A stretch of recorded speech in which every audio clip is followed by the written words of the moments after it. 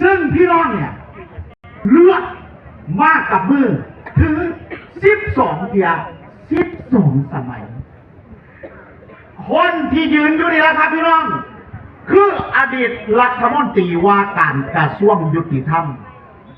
อดีตรัฐมนตรีว่าการกระทรวงวัฒนธรรมและอดีตประธานสภาผู้แทนราษฎรและประธานรัฐสภาคนที่29ของประเทศไทยคุณพ่อคุณแม่ครับ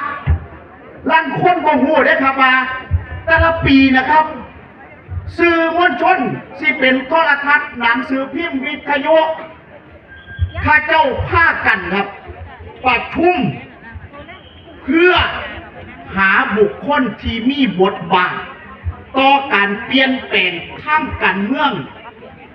ของประเทศไทยและคนที่พี่น้องเลือกมาถึง12 เสือ12 สมัยนี่แหละครับได้การคัดเลือกให้เป็นบุคคลดีเด่นการเมืองเป็นบุคคลสำคัญทางการเมืองแห่งปี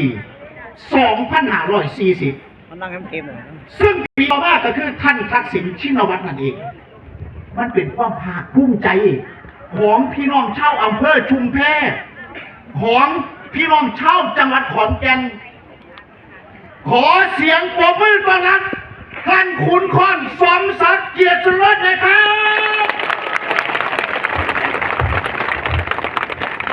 โอ้ย